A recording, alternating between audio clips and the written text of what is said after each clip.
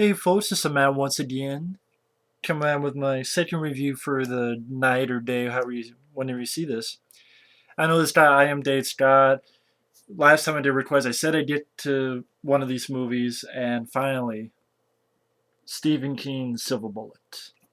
Just got done watching it just now. In fact, DVD's still in the player. I forgot there was a sleeve. It's not much, but it's kind of cool. But anyway, Stephen King's Silver Bullet, starring the late Corey Haim. And watching this again, I sincerely really do miss Corey Haim. I really do. Corey Haim, uh, I mean, he had his problems with drug addiction and stuff like that, but I've always been a fan of him. I mean, I grew up watching Watchers. This film I really enjoy. Of course, The Lost Boys. Um,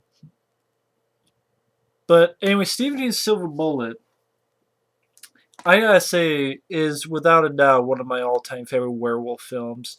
This would be in my top five. In fact, if I had to think about it, this would probably be number two behind Dog Soldiers. Dog Soldiers is my favorite because it's like aliens but with werewolves, which is fun. But this is my second favorite.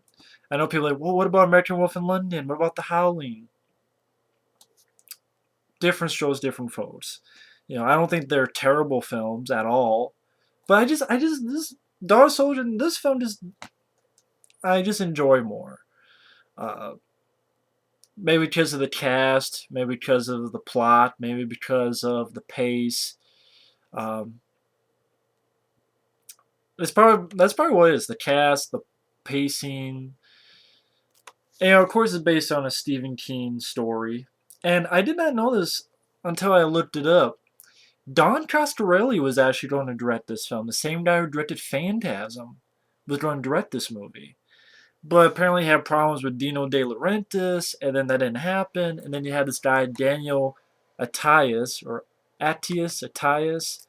And based on seeing what else he's done, I don't think he's ever done an actual movie since then, directing. I remember reading at one point that maybe Don Coscarelli had directed some scenes of this movie. I don't know if that's true. So I don't know when Don Coscarelli left. I don't know if he left during making the movie or before making the movie. I'm not really sure. But it's weird that the guy who directed this never wanted to direct another movie. He just did TV shows. He did episodes of 21 Jump Street, Jake and the Fat Man, forgot all about that show. Northern Exposure, Early Edition, Party of Five, The Practice, The Sopranos, Alias, 6 Feet Under, It's Always Sunny in Philadelphia, just all TV shows. House MD, Hun, that show by Thomas Jane, which I believe is canceled now. Uh, that's sad though. If this guy did direct it from beginning to end, that's sad because this is a really good film. This is a film that did not do well. It gets a 6.0 on IMDb. I think it'd be higher. It says here the budget was $7 million, but it made $5 million, which is fucking sad. But getting to the story, uh, stars Corey Haim as a kid. He's a paraplegic. Nothing beneath his legs he can feel, so he has to be in a wheelchair all the time. He has an older sister where they fight a little bit, and seems like there's this maniac running around town, which of course you find out is a werewolf. And again, the characters, you have Corey Feldman as Marty. You have, was it Madian? I think Madian follows as his sister Jane. They have an Uncle Red, played by Gary Busey. And what I liked about this film, I mean, that's the gist of the story. It's just you have a 13 or so year old kid in a wheelchair who one thing leads to another. He finds out that there's a werewolf running around, and he needs help from his uncle and his sister. And it's a simple story, but I like that. The film moved at a good pace. I didn't get bored with it. I always forget how gory this film is because it starts out with an actor who I've seen him in a bunch of stuff. I know I've seen him in a bunch of stuff. I think he was the coach. Actually, I want to look that up before I say anything. Talking out of my ass. But it starts out with this guy working on the railroad, and Werewolf comes and beheads him. You see the bloody head flying off. You know, oh shit. Uh, when the werewolf attacks, then you'd be very bloody. A guy gets hit with a bat in the head. See blood splatter. Um, you see a guy, even though you can kind of tell it's like I don't want to say a puppet, but you can kind of tell it's fake. But I appreciate the what's it called, the effort. But it's like half his face has been fucked up and carved up, and scratches are deep, and it's definitely a bloody movie. And I always, for some reason, I always forget that it's that bloody of a film. James Gammon is the guy at the beginning, and I think I've seen this guy before. I believe he was the coach in Major League. That's what I was going to say. Yeah, he was the coach in Major League, which was yeah, that's a great role for him. Yeah, he was the coach in Major League. I just wanted to double check. But what's another great thing about this film is the cast really works well together. I think Corey Haim does a really solid job. I think he can be underrated as an actor. Granted, he died in the drugs, and that was a shame. And it's a shame that he's no longer with us. But watching this, really, he really is a good actor. He really did a bang-up job in this film. Really, he's never an annoying kid. He's never one. He's not one of. He wasn't one of those kids in this film that you wanted to die, or wanted. Oh man, this kid's annoying. Can you get the fuck out of here? No, he did a really good job. I know you also have narration once in a while throughout the film when you find out it's actually his the sister grown up. At first, I'm thinking, well, I'm not sure if you really need the narration in this film, but I kind of warmed up to it, and to a point that now I like it. I guess it gives sort of a not a storybook, but sort of like, oh, here's a legend that happened for real. Something. It gives a little bit of that ideal to it, and it becomes sweet at the end as well. Because the last shot is him and his sister hugging, and he says, "I love you," and then you have the narration. I couldn't say it a lot, but I love you too, Marty. It may sound sappy, but it's delivered well. And with Corey Haim no longer with us, it kind of made me feel even a little bit more, you know, sweet. Gary Busey is the Uncle Red who hangs out with Corey Haim.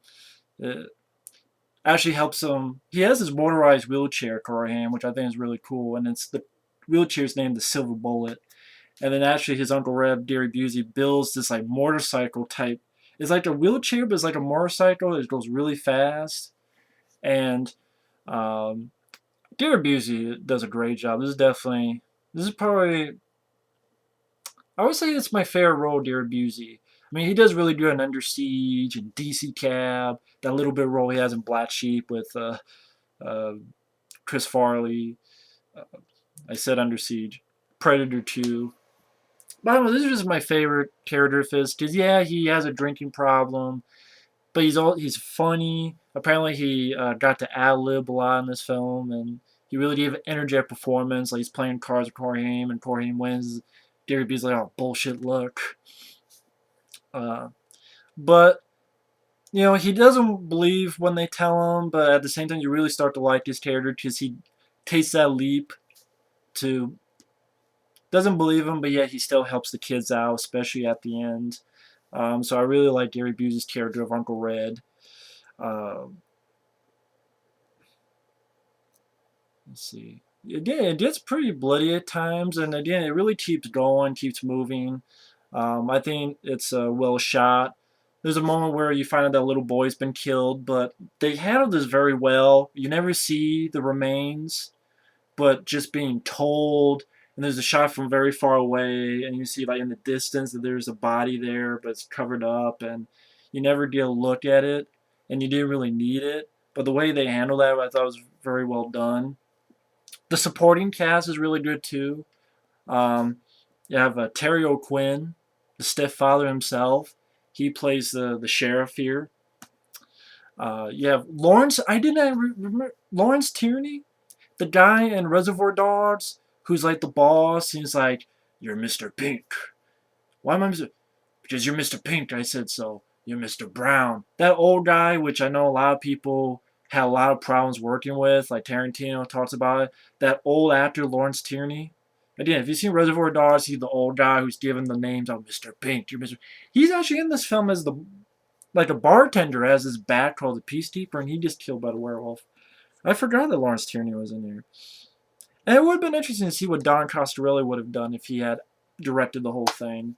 But I think the problem was Dino De Laurentiis. I guess he didn't like the creature effects, at least the werewolf suit. And I can kind of see where he's coming from, to be honest. I'll be honest. Is the werewolf in this as good as, say, The Howling or American Wolf in London? No. I believe it was Carlo Rambaldi who did the effects in this. They're not as good as those two films. That said, I did not mind it because I'll take this over any of the Sci-Fi Channel CGI bullshit. I really would. Two, there are some good effects, like there's a dream sequence where people are turned into werewolves when the werewolf is killed and you see it changing back to a human. You do still get some really good special effects. The werewolf suit itself at times looks a little fake, but it didn't bother me really that much at all because I appreciate the effort. There was some really good effects in there from time to time, and as well as some bloody effects. And again, the effort I appreciate a lot more than Sci-Fi Channel CGI stuff. I mean, this is my kind of monster movie. Likeable characters like Corey Haim. The girl who played his sister was fine. I sort of warmed up to her. Gary Busey was a lot of fun. The villain, which spoiler alert, folks, I always spoil a lot of it, but if you, I don't spoil the villain here. Although they kind of do it, they kind of shot themselves in the foot. I didn't really understand because it gets to a point where he gets these rockets from like these fireworks from Uncle Red, and he's shooting them off, and a werewolf comes at him, and he shoots a rocket into the werewolf's eye. Well, and then he tells his sister, and then the sister takes a leap of faith to believe him, collects cans, but she's doing it to check the eyes.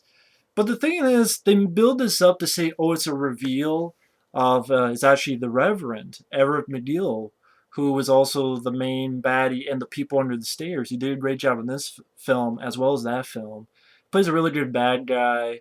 He's the Reverend. He doesn't want to be doing, but he doesn't want to commit suicide because it's like the greatest sin of all in his eyes.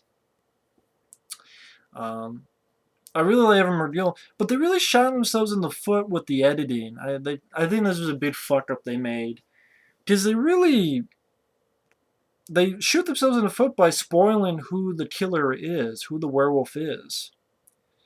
Because basically, after their kid's killed, there's this lynch party, and they get taken out. A lot of them get taken out. And then you have what you think is a funeral, but then you got that dream sequence where you have all these werewolves. I think some really good effects, in my eyes. But then the Reverend wakes up. Now, why else would he dream that other than he's the werewolf? So right then, halfway through the film, you've kind of fucked up your mystery. But then later on, when Corey Haim shoots the rock into the eye of the werewolf, and she's going, and they play this game where it's like someone's hidden, and then they reveal that they have both eyes, and I'm like, we already know who the werewolf is. And they even do that, that scene, like surprise scene, where she gets to a Reverend and it shows the Reverend, oh, he has an eye patch. I'm like, you already told us who the werewolf was. You kind of fucked up, you shot yourself in the foot with the mystery angle by, if that dream sequence should have been put after, to be honest. They should not have put that dream sequence until after when he has the eye patch and they know, and then him waking up. I don't really understand why they did that. I think that was a really big fuck up in the editing. It would have been much better if they put the dream sequence after, and that way, as the build up of the film, you don't know who the killer is, and then you reveal it like it's supposed to, but they reveal it, and then they play it all. They play it off as if you don't know, and then reveal it. It was a really bit fucked up there. So that was one thing they messed up on. But and Rand, the werewolf suit is not the best in the world. I mean, I can say the Howling, the American Wolf of London are better suits by Rob Bottin and Rick Baker. But still, I'm still fine with it. It doesn't bother me that much. Um, and the ending's really solid, where it's Halloween night and Uncle Red, Gary Busey's sitting up with the kids. They've made a silver bullet. They went to someone to get a silver bullet made. And the whole altercation between them and the werewolf is entertaining. Everybody has their good moments. It's not like Aliens or, but it still is effective.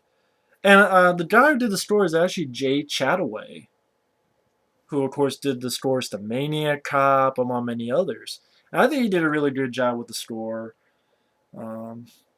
Especially on the end credits. I thought the score was sweet. Again, the last scene where the sister hugs the Corey Haim and vice versa. Again, people may think it's sappy, but I thought it worked well, and the score worked great. And now that Corey Haim's no longer with us, it kind of made a more sweet sequence, sweet scene. And overall, I think this is a really solid werewolf film. I think it goes at a much better pace than The Howling. That's my opinion. The Howling, I just had a problem with the pace. This, I think the pace was much more faster. Much more werewolf attacks, but I also like the characters more in this film. I like Corey Haim. I like Gary Busey. Good supporting cast by Terry Quinn and Everett McGill as the villain. Jay Chataway did a nice job on the score. It's bloody, so it doesn't hold back on the gore. You did some really good special effects. Some that you think, but again, didn't bother. I was fine with it. And overall, really entertaining, fast-paced werewolf film. And I think the original story was Cycle of the Werewolf. But Stephen King's Silver Bullet, again, can definitely say it's one of my favorite werewolf films. Like the pacing, like the effects, especially the gore. These two are fantastic in it. Gary Busey and Gore Haim played off each other well. Gary Busey is a lot of fun in this film. It's sad that this film flopped. And of course, once again, being Paramount, they decided to give this 0 features. So, thank you, Paramount, for no features. But either way, not sure what else I can say about Stephen King's Silver Bullet other than it would be my second favorite werewolf film. I think it's one of the great ones. I know more people prefer American Werewolf in London or The Howling, but I prefer Dog Soldiers and this one. But that's just me. I'm not saying those are the only werewolf films I like, but I'm saying these are my 2 favorite ones. So, Stephen Silver Bullet, definitely check it out. Either way, thanks for watching. Take care, and we will see you later. Ciao.